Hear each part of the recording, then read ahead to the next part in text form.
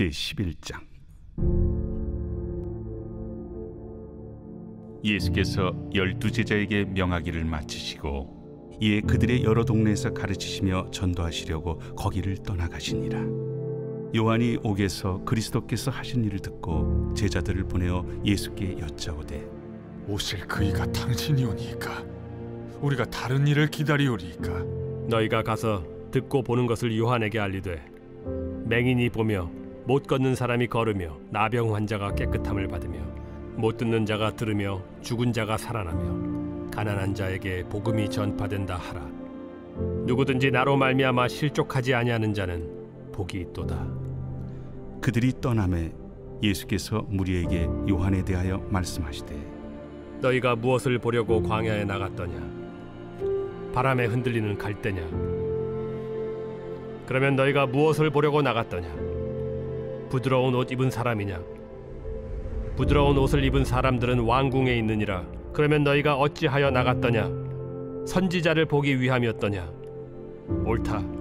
내가 너희에게 이르노니 선지자보다 더 나은 자니라.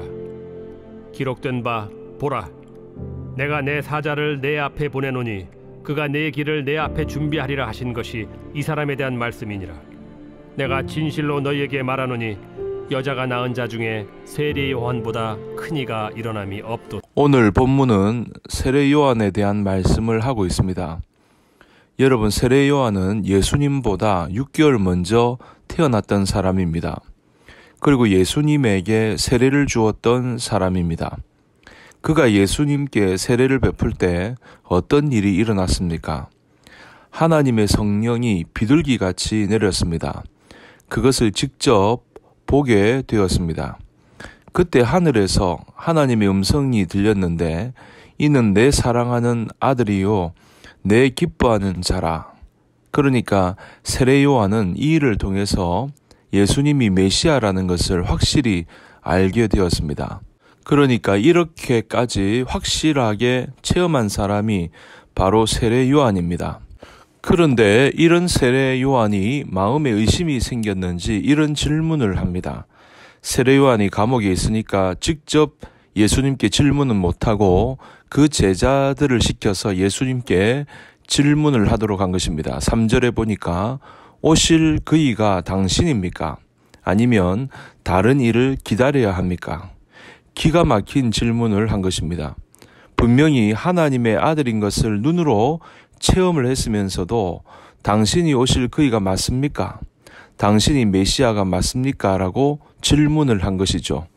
여러분, 세례 요한이 왜 이렇게 질문을 했을까요? 세례 요한은 지금 감옥에 있습니다. 왜 감옥에 갇히게 되었는가 하면 당시에 헤롯 왕이 자기 동생의 아내를 빼앗아서 살았는데 그것을 가지고 세례 요한이 책망을 한 것입니다. 어떻게 왕이 되어서 동생의 아내를 취할 수가 있느냐고, 당신이 한 일은 옳은 일이 아니라고 책망을 했습니다. 그랬더니 감옥에 집어 넣었습니다. 그냥 죽이려고 했지만 백성들이 이 세례 요한을 선지자로 여기기 때문에 감히 죽일 수는 없었습니다.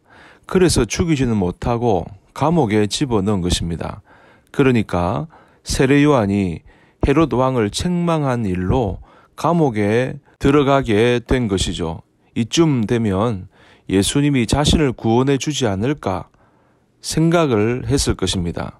예수님이 행하신 그 권능이라면 그 권능으로 옥문을 열어주시고 세례 요한을 구원해 주실 수 있지 않을까 생각을 했을 것입니다. 그뿐만 아니라 세례 요한이 고난을 잘 참고 견디오기는 했지만 이제 인내의 한계가 왔기 때문입니다. 또 한 가지는 자기 중심적으로 생각을 했기 때문입니다.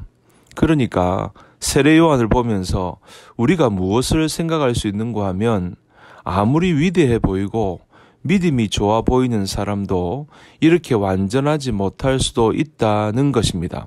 어떻게 보면 세례 요한은 깨끗하게 산 사람입니다.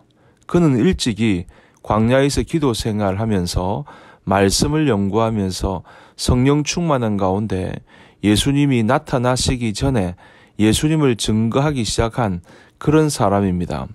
얼마나 깨끗하게 산 사람인지 모릅니다.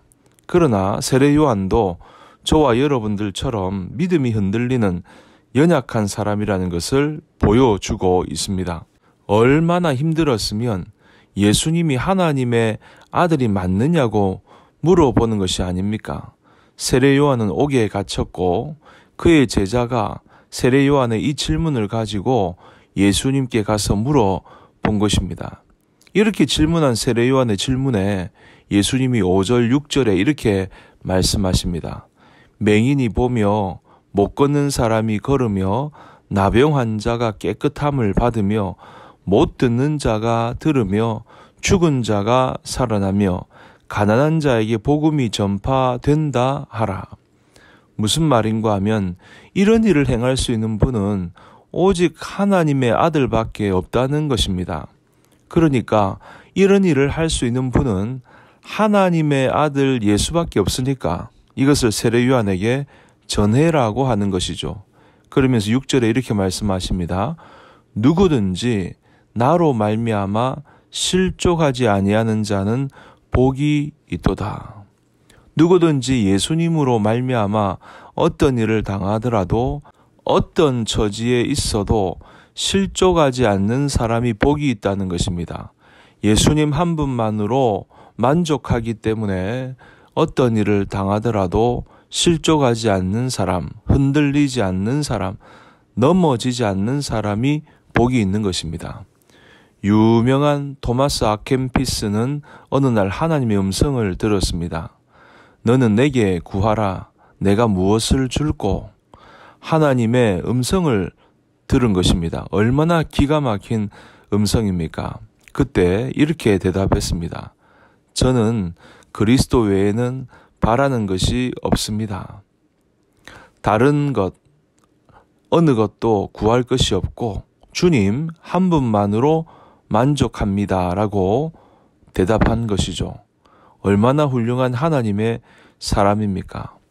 저와 여러분도 예수님 한 분만으로 만족하기 때문에 이 세상에 다른 것 좀 부족해도 또 억울한 일을 당해도 조금 힘든 일을 당해도 실족하지 않는, 넘어지지 않는 주의 성도님들이 다 되시기를 주님 이름으로 축복합니다.